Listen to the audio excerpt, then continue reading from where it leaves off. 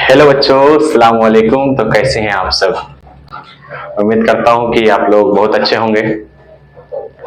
जैसा कि आप लोगों को मैं बताया था कि नज़ीर अहमद की कहानी, कुछ मेरी और कुछ उनकी जवानी का खुलासा 23 तारीख को लेके आऊंगा, तो वो आपके सामने आ चुका है।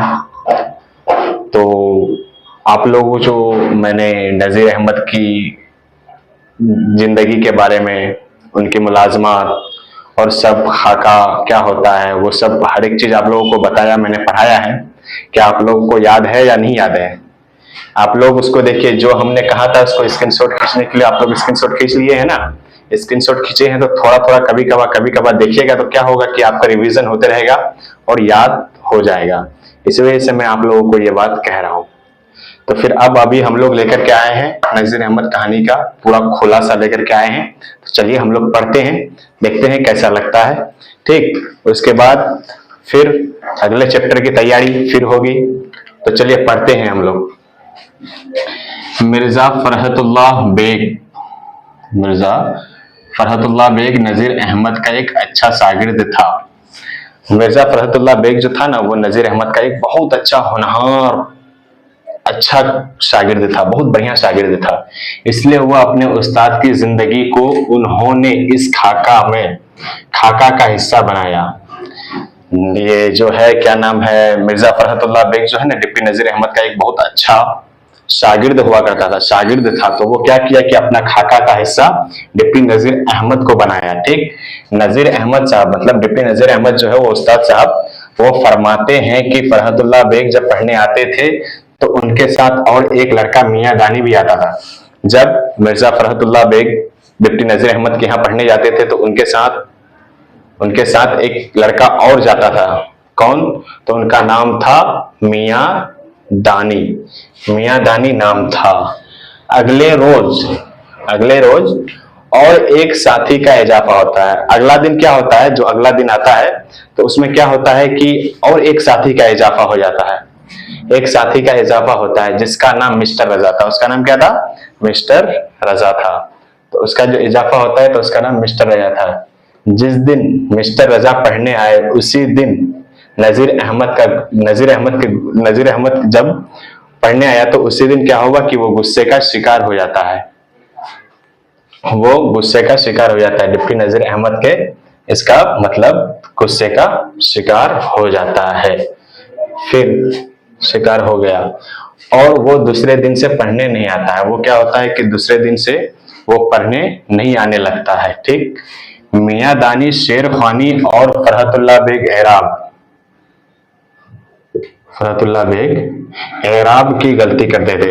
जब उन लोग पढ़ते थे तो उसके दौरान में मियां दानी जो है वो शेर खानी में गलती करते थे और फरहतुल्लाह बेग एराब की गलती करते थे। एक रोज वीडियो बन गया। हाँ, कैसे?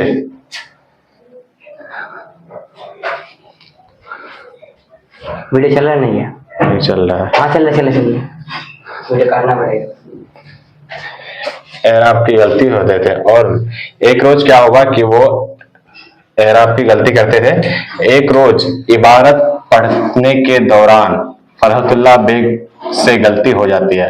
एक दिन इबारत पढ़ता है ना, तो उस दिन क्या होता है कि फरहतुल्लाह बेग से गलती हो जाती है। इसी दौरान मौलवी साहब को बहुत ज्यादा गुस्सा आता है। बहुत ज्यादा गुस्सा आता है तो वो क्या करता है कि वो जब क्या कहता है पढ़ते तो उनको जो बहुत ज्यादा गुस्सा आता है ना, तो डिप्टी नजीर अहमद क्या करता है, ज्यादा गुस्सा आता है उसको, तो नजीर अहमद किताब को फेंक देता है। वो क्या करता है, जब उसको बहुत ज्यादा गुस्सा आता है तो वो है ना किताब को फेंक देता है, दरवाजे के पास फेंक देता है। ठीक, और कहता है कि भाग जाओ। वो डिप्टी नजीर अहमद साहब कहता है कि भाग जाओ, तुम लोगों को पढ़ाना नहीं चाहता। शागिर्द भी, वो जो कहे भागने को कहा तो कहा कि मैं तुम लोगों को पढ़ाना नहीं चाहता। शागिर्द भी बहुत बड़े पक्के थे। उन लोगों ने उस्ताद के गुस्से को बर्दाश्त किया और वहां से हिला भी नहीं। मतलब क्या होगा कि गुस्सा जो आया तो वो तो कहा जाने के लिए, लेकिन उन लोग ऐसा शागिर्द था, इतना पक्का शागिर्द था कि वो हिला भी नहीं, वहां से भागा भी नहीं, टस से मस नहीं हुआ। थोड़ी देर बाद जब इसका मौलवी साहब का गुस्सा थोड़ा ठंडा हुआ तो मौलवी साहब ने कहा कि भाग जाओ, मैं तुम लोगों को नहीं पढ़ाना चाहता। तो शागिर्द भी इतना बड़ा पक्का था, इतना मतलब बढ़िया शागिर्द था कि उन लोग हिला तक नहीं, पढ़ाना नहीं चाहता। शागिर्द बोले, उन लोगों को उस्ताद ने गुस्से को बर्दाश्त किया। उन लोगों ने क्या किया, उस्ताद के गुस्से को बर्दाश्त किया और वहां से हिला भी नहीं। थोड़ी देर बाद जब मौलवी साहब, मतलब क्या हुआ, थोड़ी देर बाद जब मौलवी साहब का गुस्सा ठंडा हुआ तो मौलवी साहब ने कहा कि अगर तुम लोग चले जाते तो फिर कभी मेरे यहाँ आना नसीब ना होता। वो कहता है कि अगर तुम लोग आज भाग जाते ना तो दोबारा और तुम लोगों को यहाँ आना नसीब नहीं होता। समझे? यही बात कहता है। कहता है भाग जाते, अगर चले जाते तो यहाँ आना दोबारा तुम लोगों को नसीब नहीं होता। उस्ताद के गुस्से को और डांट फटकार को बर्दाश्त कर लेता है। जो तालिब इल्म क्या करता है, उस्ताद के बच्चे मतलब क्या कहता है, डांट फटकार को, गुस्से को बर्दाश्त कर लेता है, तो वो तालिब इल्म एक दिन जरूर कामयाब होता है। इस तरह से मिर्जा फरहतुल्लाह बेग ने डिप्टी नजीर अहमद की कहानी कुछ मेरी और कुछ उनकी जबानी खाका लिखकर उर्दू अदब के पहला खाका निगार और किताबों में जिंदा भी हैं। ये कहानी आप लोगों को समझ में आई हो गया होगा क्या कहना चाह रहा है कि मिर्जा फरहतुल्लाह बेग जो थे वो बहुत मतलब, वो लोग क्या होता था, मिर्जा फरहतुल्लाह बेग डिप्टी नजीर अहमद के यहाँ पढ़ने जाता था, उसके साथ मियां दानी भी जाता था, जिसके कारण एक दिन क्या होगा, उसका एक साथी इजाफा हो गया, उसका नाम था मिस्टर रजा। वो पहला ही दिन जाकर के गुस्सा का शिकार हो गया। उसके बाद क्या होता है कि एक दिन मिर्जा फरहतुल्लाह बेग इबारत पढ़ते पढ़ते उनसे गलती हो जाती है तो मौलवी साहब को बहुत ज्यादा गुस्सा आता है, फिर किताब को फेंक देता है, उन लोगों को भागने को कहता है। लेकिन शागिर्द बहुत पक्का था भाई, पक्का था, तो वो हिलता तक भी नहीं है, वो भागता भी नहीं है। तो ऐसे एक कहानी क्या कहता है, ये एक कहानी है जो कहानी में मैंने आप लोगों को पूरा तशरीह कर दिया, आप लोगों को बता दिया।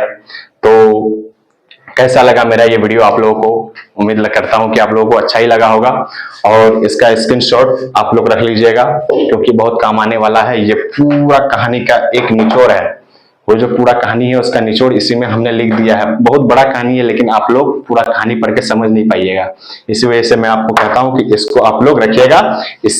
इसको पढ़ने के बाद आपको पूरा कहानी का है ना मसला क्या है, क्या कहना चाहता है, नहीं आता है, वही समझ में आ जाएगा।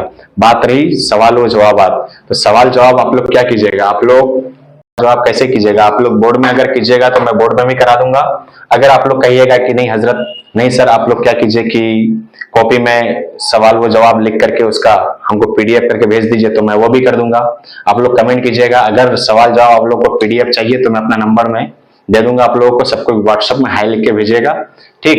और उसमें मैं ग्रुप बनाऊंगा, हर वो क्वेश्चन आंसर का जवाब का मैं मतलब सवाल और जवाब का पीडीएफ आप लोगों को भेज दूंगा। फिर मिलते हैं नेक्स्ट वीडियो में, तब तक के लिए बाय, अस्सलाम वालेकुम।